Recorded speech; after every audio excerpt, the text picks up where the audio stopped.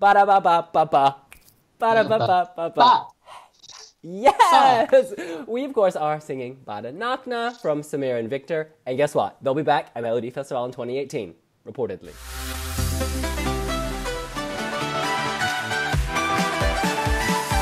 Yes! As Robin told us in her story, Samir and Viktor will return to Melodifestivalen in 2018 for the third time. According to Swedish newspaper Aftonbladet, they of course placed 8th with Groupie back in 2015, and they came last with Bada Nakna in 2016. But you know what? It deserved... Did it come last? Yeah, in the final it did. It deserved more. It deserved more. That's why I was so shocked when I said that just now. Porig, what do you think? I think it's a good thing that they're back. They always bring a level of excitement and spice to proceedings because nobody expects them to be there for their melodic qualities. Because they're like Jedward in a way, that they're there to bring the fun. And their songs are really great pop songs invariably. And you don't go for the vocal performance. But if Melodifestivalen was whatever 28 Sanna Nielsen's, it would be extremely boring.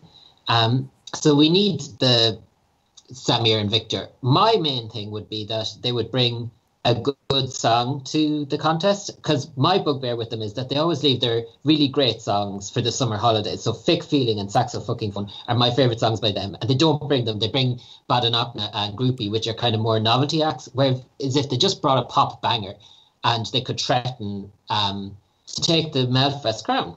Yeah, the thing with Melfest is it's not just Sweden's national selection for Eurovision. It is this 4-week show that highlights Swedish music and from all different kinds of genres. It's a big family show. So if it was just a national selection, they could just get away with having just the grand final. But they have to have all these other acts. And it's really nice to have just like a couple of goofy guys who maybe can't sing properly, but they'll put on a really good show, make the audience smile, and, you know, maybe they'll take off their clothes as well if we're lucky. Absolutely. I'm glad you brought that up. Dancing naked in a fountain. Oh, it was joyous. Hello, 12 points from me. There's an overemphasis on the voice. Honestly, the winner can have a great voice, that's fine. But it's good to let some people with less vocal talent compete. Let's celebrate diversity of talent. And, you know, they do have talent. It's just not vocal. They've got banging bodies, great personalities. In 2016, when I asked them at the Melodifestivalen final, why should Sweden send you? You know what they said? They said they shouldn't. They should send Boris, Renee, or Franz. They are hilarious. And final question, why should Sweden send you to Eurovision? Don't send us. Send Boris. I like him. I love France. I also love how they entered this kind of not speaking much English. Samir, of course, came to fame on Paradise Hotel, showing off that body and his tattoos. Viktor was a Swedish fashion blogger, and they made no effort to speak English, and it was hilarious. Not that I speak Swedish, but it was just hilarious, the way they do it. They sell it, they work with it. They just slay on every level. I'm going to read you a quote. This is from Samir and Viktor on their new single, which Robin wrote about, Rakt, kaklet, straight into the tiles. Quote, this is a song that will spread joy, energy, and make people want to dance until the night is over. We want people to party straight in the tiles, have fun, and not think about tomorrow. That is beautiful. Yeah, I will say about their new song, it's written by Joy and Linnea Deb, part of the family who wrote Måns Zelmerlöw's Heroes. But when you actually listen to it, the Samir and Viktor appear to be putting a bit more effort into their vocals. Like, it's not just this sort of, yeah, we're shouting along. With some backing vocalists sort of, backing us up. They are actually, you can kind of hear at one point Viktor's vocals are very clear. And it's sort of like, I think with Jedward, how once they got into their later recording stuff, they were more conscious of their vocals. They were making an effort.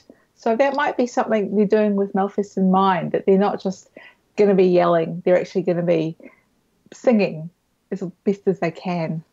Melfest needs novelty acts, and last year we were kind of let down a bit by Duvet Do. They were eliminated in the semi-final, and not in the semi-final, Andre Johnson. And then we had, I can't remember his name for the life of me, but the hot dog guy. And Oh, his yeah. novelty. Yeah. Oh, sorry. No, I think his name was Shem- Oa Thornquist. I didn't mean just to say, oh, yeah. I was trying to say OWE, whatever his name is. Oa? Oh, yeah. Orve. Yeah, like his, yeah, like they had him and the Tass Anderson. Like we need the novelty acts, because we need to be entertained. It's like any reality show really, because Memphis is a TV show. Like if you think of X Factor or Dancing with the Stars, they always have novelty acts. And the one thing is though that it would be dangerous to write Samir and Viktor off as novelty acts, because they're probably the most commercially successful act to come out of Melodifestivalen in the last 5 years, except with the exception of maybe Franz and Måns Zelmerlöw, because all their songs have millions of streams. I think they celebrated, was it 100 million streams or something not so long ago. So yeah.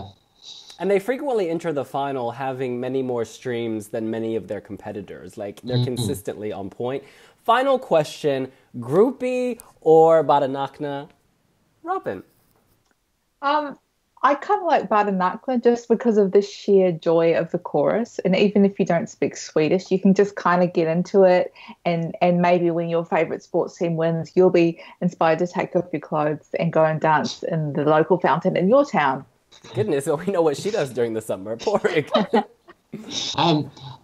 I think with Samir and Viktor, they came in as kind of fresh-faced novices in back in 2015, and they didn't really know what was happening or what was going on, and it was kind of like we'll enter this, see what we do, and they weren't expecting much, and they made it to the final.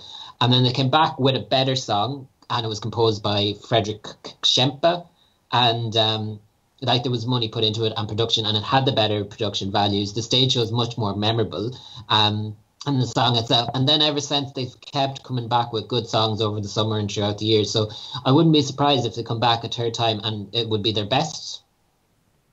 You know what? Fredrik Kempe, he once told me, he said when he wrote Man Boy for Eric Sada, it only had 5 notes. And if you hum it, they're like literally 5 notes. And then he said Eric learned how to sing, and then he wrote him Popular, which had a lot more notes. So I feel that's happening right now with Samir and Viktor, because they're getting better, as you say, like Viktor in particular. So who knows? Maybe they'll have a really meaningful and deep ballad where they're very exposed and vulnerable. Okay, probably not. But the point is they can improve. I prefer Bada Nakna, for the record. It had a bit of darkness in it. It was real sexy. All right. Well, that's what we think. What do you think? Are you excited that Samir and Viktor will be coming back, allegedly, reportedly, supposedly, to Melodifestivalen in 2018? Let us know here on wiwibloggs. Make sure to subscribe. And give us a like. And we'll see you later. Bye. Bye. Bye.